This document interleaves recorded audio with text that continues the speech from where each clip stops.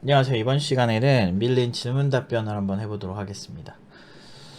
일단 큐신제자님이 1차 생산자로 비유하시는 코어 개발자, OS 개발자 등은 알고리즘이 많이 중요하다는 말씀이시죠? 라고 이제 서양 개발자도 알고리즘의 중요성이 과장되었다고 말하다 라고 하는 게시물에 댓글을 달아주셨는데 그러니까 제가 이제 대충만 얘기하면 이제 저 같은 경우는 이제 코딩 문제를 풀이하는 그런 유형의 시험에 대해서 별로 좋지 않다라고 꾸준히 말씀을 드리고 있고, 그거에 대해서 서양 개발자도 알고리즘 공부 자체가 코딩 그 자체 생산성이나 이런 부분에서 크게 도움이 되지 않는다라는 얘기를 하는 영상을 제가 이제 리뷰를 한 영상이에요. 그걸 누가 알려주셔가지고 그런 얘기를 똑같이 했죠.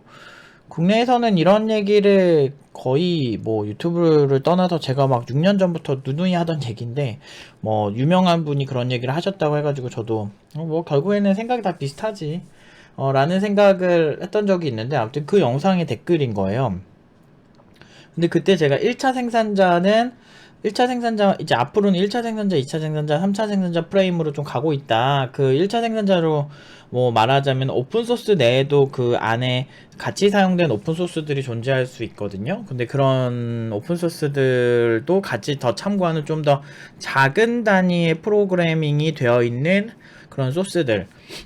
그런 경우를 1차 생산자. 그러니까 이거를 뭐 종이로, 책을 비유하자면 종이를 생산하기 전에 나무가 있어야 되겠죠. 나무를 가공하는 사람, 나무를 캐서 그러니까 잘라서 이제 가공하는 사람이 1차 생산자. 2차 생산자는 그 가공한 거를 종이로 만드는 2차 생산자. 3차 생산자는 그것을 출판하는 출판사. 뭐 이런 거죠.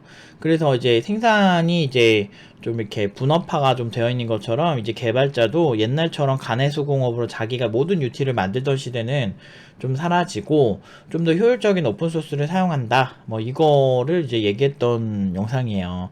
그래서 제가 1차 생산, 이런 패러다임이 이제 있고, 그거를 제가 1차 생산자로 이렇게 나눈 건데, 만약에 아주 작은 영역에 본인이 프로그래밍을 하신다면, 코어 개발자, OS 개발자 등은 알고리즘이 많이 중요하다는 말씀이시죠? 라고 한다면, 알고리즘도 중요하지만, 알고리즘 중요할 수 있죠. 그런데, 왜냐하면 오픈소스 프로젝트를 전개할 때, 뭐 구조라든지 뭐 이런 것들이 서로 공유되고 같이 개발을 하기 때문에 중요하긴 한데, 왜 그렇게 짰는지 의도, 그리고 그 오픈소스에서 공통적으로 향유되고 있는 그 코드적 특징, 이런 것들도 중요하고, 오픈소스 그 구조에 대한 파악을 하고 소스를 전개를 해야 한다.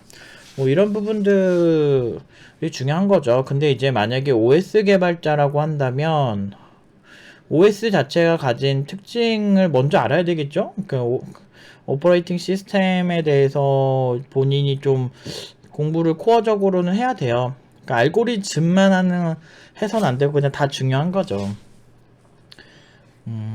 그래서 알고리즘보다도 그 소스를 어떤 방식으로 전개해 나가느냐, 그 의사소통 방식이 더 중요한 것 같기도 하고, 뭐 그 부분에 있어서는 그냥 여러 가지가 중요하다라고 볼 수 있네요. 근데 오히려 이거랑 비교될 수 있는 이제 플랫폼 개발자라든지 플랫폼에 들어가는 애플리케이션을 개발하는 개발자들이라든지 뭐 이렇게 웹 서비스 개발자들과 다른 측면을 좀 더 말씀을 드리자면, 그 분야에서 흔히 사용되는 알고리즘에 대한 우선 학습이 필요하다, 이렇게 말씀드릴 수 있겠네요.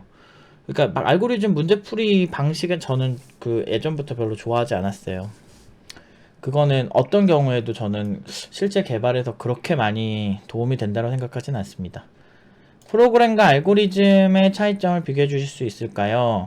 프로그램은 우리가 옛날에 TV를 보면 뭐 주말 편성 프로그램 이렇게 한 것처럼 여러 가지 프로그램들이 오늘 뭐 아침에는 뭐 애니메이션, 뭐 점심에는 뭐 예능, 뭐 저녁엔 드라마 이렇게처럼 편성한 프로그램도 TV 프로그램이라고 하죠. 텔레비전에서 구성한 구성한 하나하나의 어떤 프로그래밍 되어진 것들을 얘기하거든요. 근데 그러면 여기서 프로그래밍이란 무엇인가? 내가 이 프로그래밍이라고 하는 거는 그 어떤 무언가를 구성된 무언가라고 볼 수가 있어요. 그래서 컴퓨터 프로그램이라고 하면 컴퓨터에 특화되어 구성된 이제 소프트웨어를 주로 얘기를 하는 거고, TV 편성 프로그래밍이라고 하면 TV 드라마나 이런 컨텐츠들을 주로 얘기를 하거든요. 그래서 프로그래밍은 보통 그거를 작성하는 거 프로그래밍이라고 하는 거고, 알고리즘은 이런 프로그래밍 되어지는 프로그램 중에 이 특정 목적에 있어서 이 전반적인 과정들을 어떤 방식으로 하겠다라고 정의해 놓은 거를 주로 얘기를 해요. 그래서 사실 컴퓨터 프로그래밍에서 알고리즘이라는 말을 제일 많이 쓰긴 하지만, 사실 일상에 있는 것도 알고리즘이라고 말을 할 수가 있다라는 게 제 생각입니다. 그래서 근데 그래서 프로그램은 어쨌든 어떤 다 구성되어 완성된 어떤 형태를 얘기하는 거고, 알고리즘은 그 부분에서 아주 작은 원소를 어떤 과정으로 풀이할 것인가를 설명하는 거기 때문에 전혀 다른 얘기라는 거. 석주원님이 얼른 졸업하고 가고 싶네요 하셨네요. 그리고 갓32 54835님, 그동안 시간 내어서 영상을 보셨대요. 그래서 질문해 주셨어요. 1. 저런 창의력 있는 아이디어를 생각하는 게 어려울 것 같은데 기술력 있어도 이런 아이디어를 어떻게 생각하고 찾아야 하나요? 제가 이제 실시간 스트리밍 했을 때 그 개발자는 창의적이어야 된다라는 얘기를 제가 좀 했었습니다. 그래서 그런 부분에 있어서 물어보신 건데, 사실 뭐 창의력이라는 게 굉장히 어려운 질문이에요. 그거는 진짜 그 사람이 살아온 과정, 그리고 그 사람이 평소에 하는 생각, 뭐 등등등등인데, 제가 중요하게 생각하는 거는 팀노바의 아주 기본 교육법 중 하나인 어떤 그 질문하는 거, 그리고 사람들과 소통하는 거, 이런 거, 그래서 시너지가 나는 거, 그런 것들 되게 중요하게 생각하는 것 같아요. 보통 창의력이 뭔지부터 해결이 돼야 돼요. 아이디어 이전에. 창의력이라고 하는 건 한 분야에 대해서 어느 정도의 시간을 투자를 해서 그 분야에서 전문성이 좀 있는 상태에서 그러니까 예를 들어서 하늘을 나는 신발을 만들겠어라고 우리 같은 일반인이 그렇게 얘기를 한다고 해서 진짜 신발을 만들거나 그 하늘을 나는 기술을 가진 사람들보다 우리가 실질적으로 구현할 수 있는 상태로 생각을 해낼 수 있을까? 라고 한다면 그게 이제 현실성이 좀 떨어질 경우가 많죠. 우리는 그냥 모터를 그냥 막 달아가지고 드론을 달아가지고 이렇게 해야지 이 정도 상상밖에 못하는데, 드론 엔지니어나 아니면 신발을 만드시는 분들 입장에서 좀 더 현실적으로 접근할 수 있거든요. 그래서 어떤 분야에 대해서 조금 먼저 어느 정도의 이제 기술력을 가지고 있는 게 중요하다, 또는 그 분야에 대해서 좀 잘 아는 게 중요한 것 같아요. 창의적인 아이디어를 얘기한다면 보통 이제 창업으로 이어지는 케이스가 어느 정도 그 분야에 대해서 아는 사람들이 하는 경우가 꽤 많아요. 뭐 아닌 경우도 존재하긴 한데, 그냥 뭐 그 경우에는 정말 많은 시행착오를 겪어야 되는데, 사실 되게 어려운 것 같아요. 그렇게 제가 엄청난 창의력 고수라고 말하기 힘들어가지고. 그러니까 물론 이제 새로운 방식으로 팀노바의 경우는 이제 모든 커리큘럼을 모든 걸 직접 다 만들고, 외적인 요소들을 그렇게 많이 활용하지 않고, 다른 교육기관은 아예 뭐 찾아보지도 않고 막 그렇게 하려고 노력을 되게 많이 하거든요. 그 카피하는 것 자체 원래 좋아하질 않아서 제가 그런 입장에서 영감을 받을 때는 보통은 이제 그러니까 제가 보고 듣고 말하고 또 학생들과 대화 나눈 내용들, 학생들과 수업을 진행했을 때 또 학생들의 의견들, 그리고 이제 강사들의 의견들 등등등등 여러 가지 요소들이 새로운 커리큘럼을 구성을 하는데 굉장히 도움을 많이 주는 건 사실인 것 같아요. 아무튼 어려워요, 저도 이걸. 근데 이제 어려운 거라서 사실 많은 걸 보고 많이 사람들에게 그 아이디어 설명을 해보기도 하고, 결국엔 뇌가 계속 깨어 있을 수 있게 상황을 만드는 게 되게 중요한 거 아닐까라는 생각이 드네요. 일단 2번. 요즘 자습실 개방해서 같이 공부하고 있나요? 네, 공부하는데 이제 마스크 착용은 의무고요. 최소라고 보통 집에서 자습하는 친구도 많고, 지금은 좀 선택인 것 같아요. 근데 확실한 거는 이제 공부할 때 마스크 필수로 쓰고 해야 된다. 그리고 사회적 거리두기를 좀 하는 편이다. 라고 할 수 있어요. 그리고 3번은 노프 팀장님은 시키는 거 잘하는 사람이 오면 좋다고 하셨는데, 저번에 전화로 상담했을 때 기계인간 팀장님은 수동적인 사람을 크게 좋아하시지 않으신 것 같더라고요. 저는 상대적으로 수동적인 사람인 것 같아서 시키는 것을 잘하는데 이렇게 창의적인 사람이 될 수 있을지, 그리고 팀노바 커리큘럼에서 수동적인 사람도 잘 맞을지 궁금합니다. 성격은 외향적입니다.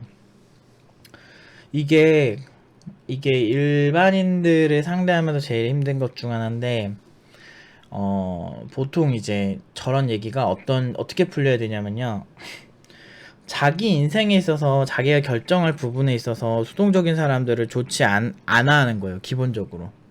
내가 팀노바를 선택을 하든 뭘 선택을 하든 그 선택에 있어서, 그냥 좋다고 해서요. 또는, 그러니까 수동적인 게 가장 큰 문제가 뭐냐면, 어떤 사안의 결정을 할 때 타인에 의존하는 경향이 있다는 게 제일 큰 거예요.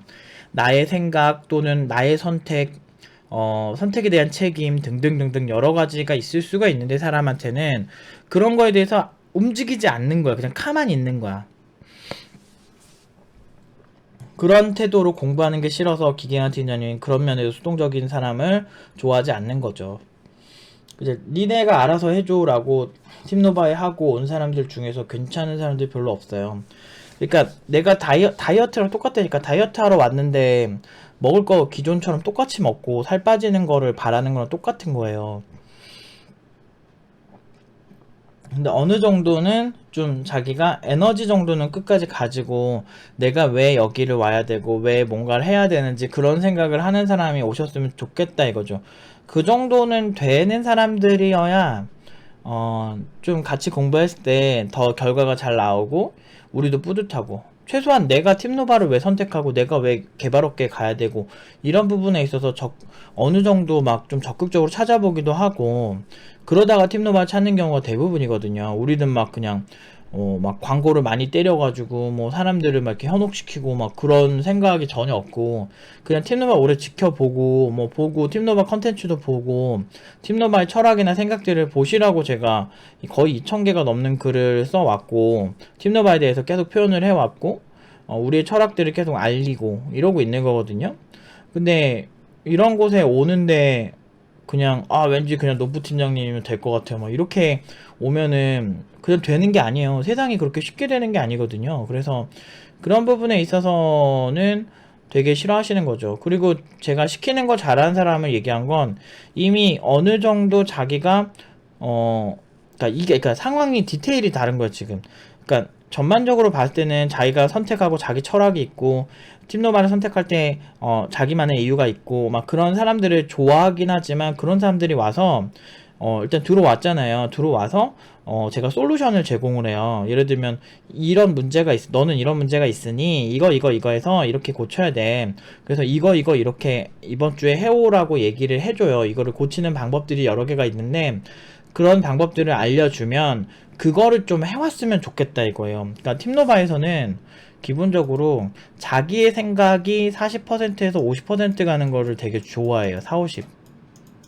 그리고 나머지 50%나 60% 정도는 팀노바의 커리큘럼에 적극적으로 참여해줬으면 좋겠다가 큰데 시키는 거를 안 하는 거는 적극적으로 참여하지 않는 거에 가까워요. 자기 생각이 더 강한 거죠. 그래서 특정 상황에서 이 사람이 문제점을 발견하고 이걸 개선하는 솔루션을 제공했을 때 그걸 안 하는 게 문제인 거예요.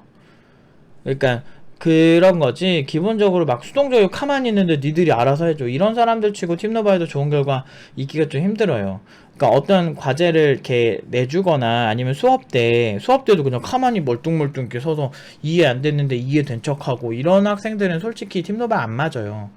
어 그리고 니들이 쉽게 설명하면 되잖아 이렇게 할 수 있겠지만 사람이라는 게 A같이 설명을 했을 때 모든 학생들이 이해하는 반이 있고 A같이 설명했는데 절반밖에 이해 못하는 경우도 존재해요. 그렇기 때문에 그렇잖아요. 우리 친구들이랑 대화 나눌 때도 보면 그 친구들이 하는 화법에 따라서 어떤 애는 바로 이해를 하지만 어떤 애는 바로 이해를 못해요.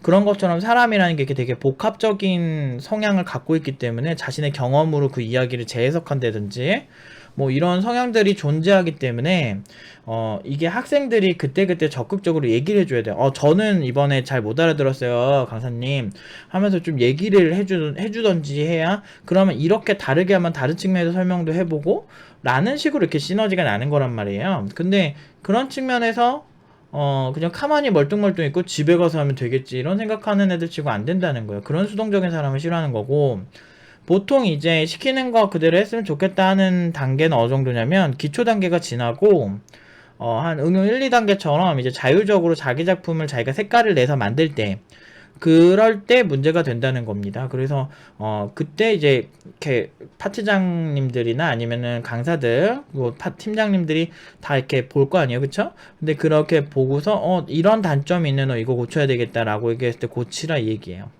그거에 대해서 수동적이지 않은 거. 말이 수동적인 거지 그냥 말을 안 듣는 거죠. 하기로 약속을 했는데 과제를 아예 안 하는 거지. 그래서 좀 그러면 가장 좋은 거는 밸런스가 있는 거예요. 그 밸런스 있는 사람들 제일 좋아하는데, 그래도 수동적인 게 꼭 나쁜 건 아닌데 이제 그때그때 이제 좀 생각을 해야 되는 거죠. 이렇게 내가 이 상황에서는 그 노프 팀장이 설명을 뭐 이렇게 길게 못했어도 노프 팀장이 이렇게 솔루션을 준 거는 이런 대략적인 뭐 이런 이유가 있지 않을까 하고서 그냥 그러니까 왜냐면 이게 팀노바가 커리큘럼이 반년마다 계속 더 업그레이드가 됩니다. 그러면서 더 나은 것도 학생들에게 했을 때 더 이득 보는 거를 항상 이제 저희는 찾고 있거든요. 더 멋진 거, 더 가슴이 뛰는 무언가를 하기 위해서 항상 하고 있고, 저희가 아직 공개되진 않았지만 재밌는 프로젝트들 내부에 진짜 많거든요. 그래서 그런 거를 제가 공개를 할 건데, 이제 조만간 공개할 겁니다. 몇 달 안에, 한두 달 안에 공개하고, 이제 여러분 많이 기다리시는 이제 뭐 강의 쪽도 이제 온라인 강의 쪽이나 이제 뭐 이렇게 막 여러 가지 아무튼 제가 하고 있는 게 있는데, 그래서 정신이 없어요 지금 팀노버가. 근데 이제 그러다 보니까 이제 그런 게 이제 나오면 좀 아실 텐데, 계속 이렇게 그 학생들과 함께 시너지가 나면서 굉장히 다양한 이제 도전을 하고 있습니다. 근데 이렇게 자꾸 바뀌다 보면 처음에 생기는 부작용이 뭐냐면, 이제 학생들이 기존에 있던 커리큘럼에 대한 맹신이 더 크고, 나중에 새로워진 거에 대해서 좀 수동적인 경향이 있어요. 그게 이제 안정적이다라고 이제 밝혀지기 전엔 잘 안 움직여. 그래서 그때 이제 제가 좀 이런 얘기를 하죠. 나름대로 계산을 다 했고, 물론 리스크는 존재할 수 있으나 기존에 있는 방식보다 더 나은 방식으로 판단하고 있고, 이렇게 했을 때 학생들의 흡수율이 높아지는 커리큘럼이니 협조를 해달라 얘기를 했을 때 처음에 시작하는 친구들은 협조율이 떨어져요. 그때 이제 잘 머리로 이해 안 되면 일단 시키는 거라도 해라 라는 거죠. 그런 게 지금 아전이 된 거예요. 팀노바 자체가 워낙에 변화가 다분하고 굉장히 재밌게 하는 거, 제가 그러잖아요. 제가 늘 말하잖아요. 인생 한 번 사는 거라고. 인생 한 번 사는데 돈돈돈돈 거리면서 아니 돈 많이 벌고 싶은데 진짜 많이 벌고 싶지만 그렇게만으로는 또 이제 재밌는 짓을 할 수는 없어요. 돈이 많은데 재미없게 사는 사람들도 많거든. 근데 이제 이왕이면 일을 하는데 내 가슴이 뛰는 일, 그리고 학생들도 같이 가슴 뛰게 재밌게 할 수 있는 일을 찾는 게 상당히 중요하다. 그리고 사람은 그래 버릇하는 게 존재한다. 그게 무슨 얘기냐면 자기가 살아 버릇한 방향으로 살게 돼 있어요. 근데 저는 창의적인 일을 하고 살고 싶었고, 교육이라는 것도 사실은 연구하다 보면은 한없이 연구할 수 있고 더 좋은 방향을 얼마든지 유도할 수 있어요. 근데 그런 측면에서 매년 한 번에서 두 번 정도는 크게 변화를 줍니다. 그래서 학생들도 힘들고 저희도 힘들고 다 힘들어. 우리 모두 힘들어. 에브리바디 힘든데 왜 이렇게 할 것인가, 하고 있는 것인가 라고 생각을 해보면, 저희가 지향하는 점이 그러니까 제가 지향하는 점이 그렇기 때문인 거죠. IT 자체가 워낙에 변화가 다분하고, 이렇게 변화가 다분한 시장, 기술적으로도 계속 새로운 기술이 나오는 이 시장에서 학생들을 적응하게 시키려면 팀노바의 커리큘럼이 저는 주요하다고 보고 있어요. 그래서 이런 변화, 저조차도 노력을 많이 해야 된다, 이런 거. 그런 것 때문에 아무튼 좀 이렇게 되는데, 말이 되게 길어졌는데 아무튼 그렇습니다. 그래서 이런 창의적인 거를 원하신다라고 하면, 창의적인 거에 아주 기본이 되는 거는 저는 그런 것 같아요. 일단 공부를 어느 정도 한 분야에 대해서 실제 기술적인 그런 걸 갖고 있는 상태에서 현실적으로 이렇게 바꾸는 게 가능성이 좀 있다 없다 이런 것 정도는 있는 상태에서 좀 창의성이 나온다고 생각하거든요. 그래서 그런 것들, 그리고 이제 그 사물을 볼 때 좀 다양한 측면에서 바라볼 수도 있고, 좀 골 때리는 생각도 한번 해보고. 일반 회사에서 왜 브레인스토밍이란 걸 하겠어요? 일반 회사에서도 그냥 일단 막 던져보자, 아이디어를 막 던져보자 해가지고 브레인스토밍이란 걸 하는데, 막 던져보고 그러다가 거기서 현실적이고 실질적인 아이디어가 뽑아내는 촉매제가 될 수도 있는 거예요. 그 브레인스토밍한 데이터들이. 뭐 그런 식으로 이제 전개를 할 수도 있는 것이다 라는 게 이제 저의 생각입니다. 아무튼 많은 어려운 질문 하시네요. 네. 또 제가 요새 이거를 관리를 많이 못해요. 바빠요. 제가 바쁘다는 거는 뭐 저한테는 불행할 수 있겠지만 그만큼 그러니까 유튜브 되게 재밌고 좋은 분들 많으니까 그런 것도 되게 재미있지만 사실 제가 이제 관리를 많이 못하는 거는 이제 저희는 이제 기본적으로 교육자고 이제 온라인 교육도 이제 다시 리뉴얼해서 할 생각은 있지만 아직까지는 이제 내부에서 개발도 해야 되거든요. 저희가 개발도 해야 되고 바빠요.